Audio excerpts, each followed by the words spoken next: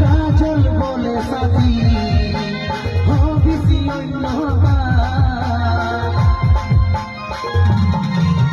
নয়নেরি তারা ছিলিস তুই আমার কাজল বলে সাথী হবিসি অন্য সজনী